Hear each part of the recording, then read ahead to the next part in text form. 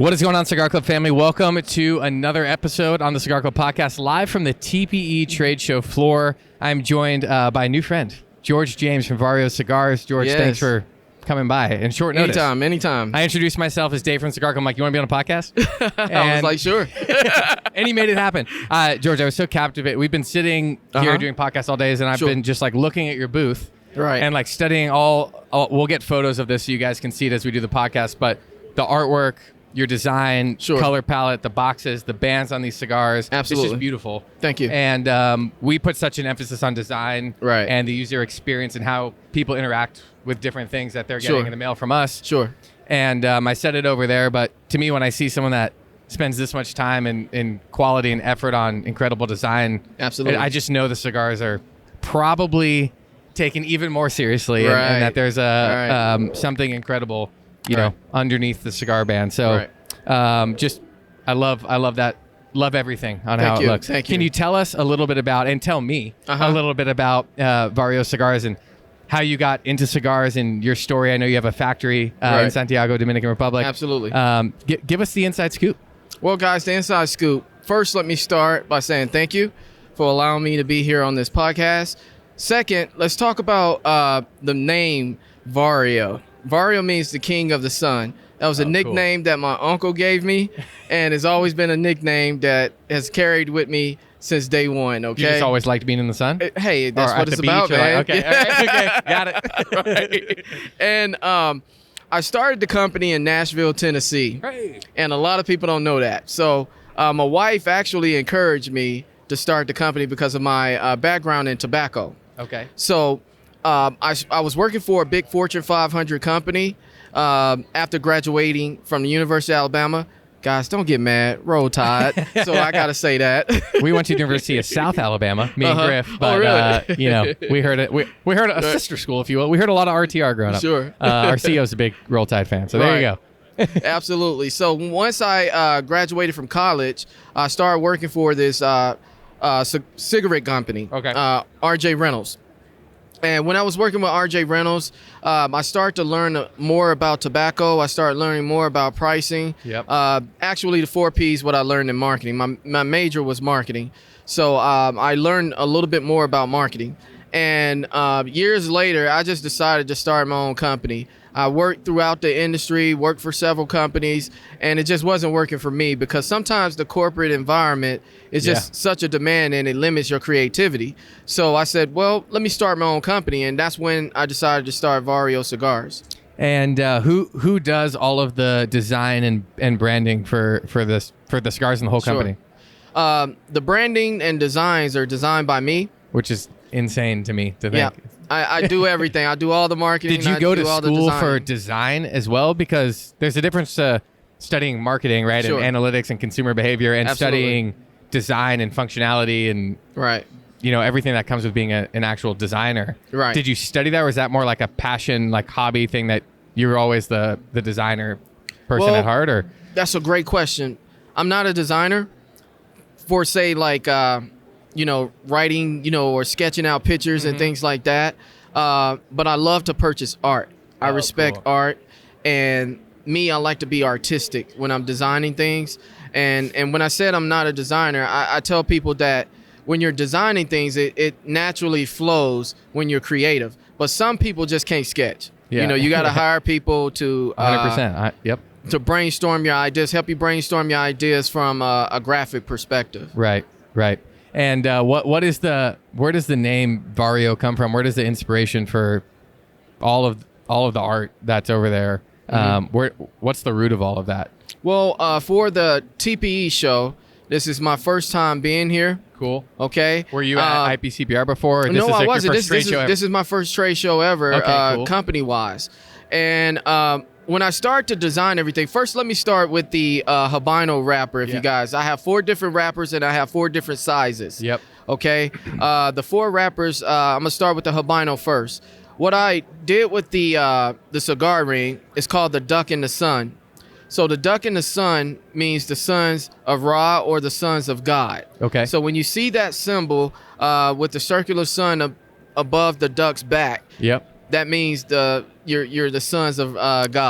Got Absolutely. Griff, there's a black bag over there somewhere with a hat in it.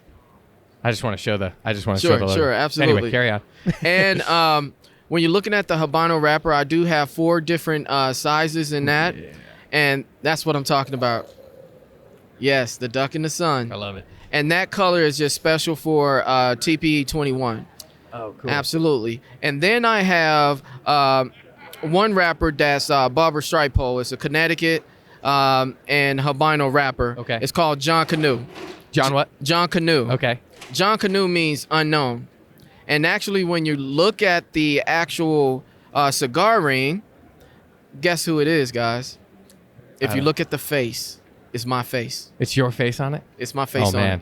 Yes. I'm going to go study it. So I actually put my face on it, and I just wanted to be creative. Yeah. And have some fun. And I'm smiling on the thing. You know, I'm one of those individuals, like, with my creativity, I just like to have fun with it. Sure. Okay? And then I went into something that was very special to me. It's called First King Gold and First King Platinum. Okay. Okay, and the reason why I call it First King, one day I was just smoking a cigar. I was working on my blends, and I said, okay, I'm going to have a Maduro wrapper and I'm going to have a Connecticut wrapper, but I want to have the same concept, but I want to do like a gold version, and then I want to do like a platinum version. Right. So I was reading this Bible scripture, and it was about King Solomon. Okay. It's 1 Kings 6 chapter 29th verse. If you look at the banner that's on my cigar rings, you will see in Roman numerals and also in letters, you will see that information at the bottom. So it's 1 Kings 6 chapter 29th verse. What I decided to do, I said, well, let me reread that scripture again. So what King Solomon did, he designed the house of God, and he painted all the symbols in gold. Can you believe that? Nope. But I can see it now. Now, we were just looking at that one, and everything's gold. Absolutely. It's all gold. Palm trees, everything. Yeah, palm trees, open flowers, cherubims. And that's what the Bible scripture says. And I just wanted to do something that was very creative. The royal blue is my mother's favorite color. So, hey, I dedicate that to you, Mom. So I wanted to dedicate that to her. That's the platinum. That's First King Platinum. Absolutely. And this band is also stunning in the use of color, and I love the silver highlights, and it looks platinum. Absolutely. Thank you. I really appreciate that. And it's in a Connecticut wrapper. So. Yep. And so you were telling me earlier that you own and operate the factory. Absolutely. You just like randomly went from living in Nashville to like, I'm going to buy a factory in the Dominican Republic? Well, it's funny. How does that happen? It's funny how that transition occurred. Okay. There was a gentleman, he was selling his factory. He, got old of age, and he wanted to sell his factory to me. It's a small factory. It's nothing that's, super gigantic. And I said, okay, I'll buy it. And I was traveling, and I met this gentleman. And actually, my wife and I was on vacation in Punta Cana. Okay, yes. And I met this guy in Punta Cana, after a couple margarritas, and I was, I'm just playing. But we were having fun. Right? Yeah. And he was talking to me about it, and we talked over years about it, and my wife said, hey, pull the trigger and go for it. Love that. Yep. So what is all production that happens there is for the Vorieo line of cigars? Absolutely. And then as far as tobacco is concerned, have you bought a farm yet? No, I haven't bought a farm. That's going to be the next thing you said. Then the next day I woke up and met some other guy, and I bought 6 farms. But where you, let's take this cigar, for instance. I'm smoking the Platinum Connecticut. Right. What's the wrapper on it?